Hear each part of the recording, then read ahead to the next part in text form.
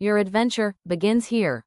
All right, let's talk about one of the biggest adventures on the planet, the Everest Base Camp trek.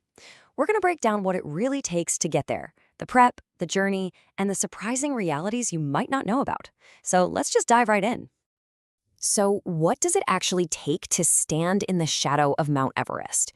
You know, it's a dream for so many people, but it's also a massive undertaking that you've got to respect. That's the big question we're going to tackle in this explainer using the official guide from SG TREK as our roadmap.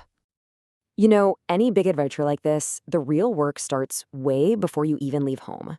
For Everest Base Camp, the prep phase is, and I mean this, absolutely essential. It can literally make or break your trip. So let's look at what you need to do before you even think about packing. Okay, so there are three things you absolutely positively have to get sorted. First, your 30-day Nepal visa. It's going to run you about $50. Second, and do not skip this, you need travel insurance that specifically says it covers you up to 5,500 meters. And third, your gear. It's all about layers, layers, layers. A good base layer, a fleece, a waterproof jacket. That's going to be your uniform. So once you're in Kathmandu and all your gear is sorted, the real adventure kicks off. And it starts with a part of the journey that's almost as legendary as the trek itself, the trip to the trailhead, deep in the Khumbu region. And yeah, you heard that right. Before you take a single step on the trail, you have to buckle up for one of the most intense and challenging flights in the world. This isn't just a simple hop, it's the first real test of the trip. And here's the deal with Lukla.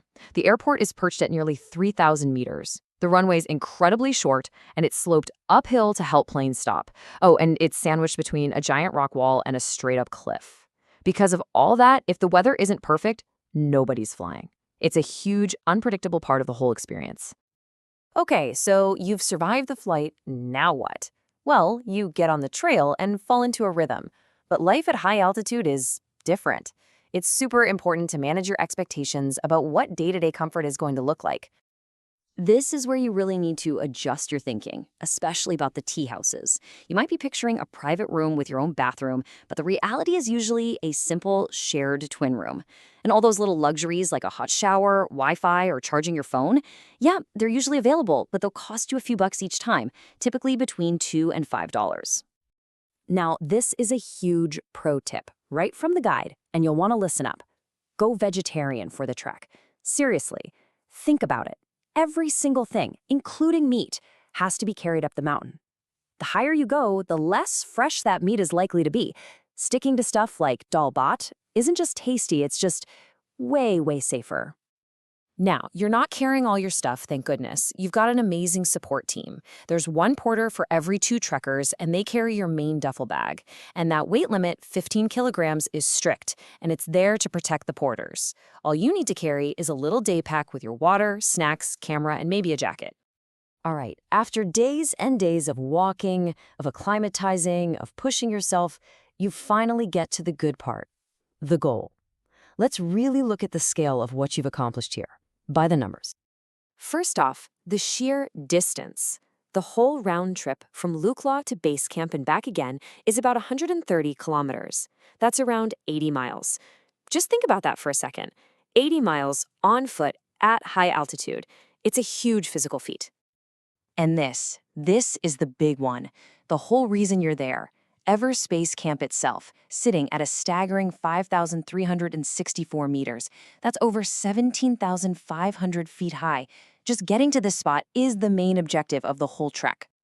But hold on, you actually go higher? Yup. The true high point for most trekkers is a spot called Kala Patthar at 5,545 meters. So why would you climb even higher? Because that is where you get the shot.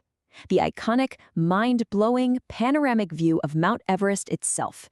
It's totally worth the extra effort. So you've hit the high point, you've taken the photos, but the adventure isn't over, not by a long shot. Now we've got to talk about the part that often gets overlooked, the what-ifs and the fine print, especially when it's time to head home. And this is probably the biggest what-if of them all. Remember that crazy airport we talked about? What happens if the weather turns, the clouds roll in, and you can't fly out? It's not just a possibility. It's a pretty common scenario. Well, here's the tough part. It's all on you. The fine print is really clear. any costs because of a delay are the trekker's responsibility. Extra hotel nights? That's your bill. Meals? Also you. Flight rebooking fees? Yep, you again. If you're stuck for a few days, the whole trip might even get canceled with no refund. A helicopter is an option to get out, but that comes straight out of your own pocket. So, knowing all that, what is the number one most critical piece of financial advice that the guide gives to handle these kinds of situations? It's simple. Have emergency cash on hand. The recommendation is to carry between $500 and $700. This isn't for souvenirs. This is your safety net. It's for those unexpected nights in a hotel or to put towards a helicopter ride if you absolutely have to get back on time. So there you have it. The whole picture. The prep work, what life is really like on the trail, the incredible highs, and of course, the real risks involved. It is an adventure that will test you in every way possible. The only question left is, now that you know what it really takes, are you ready? Contact our expert for more information.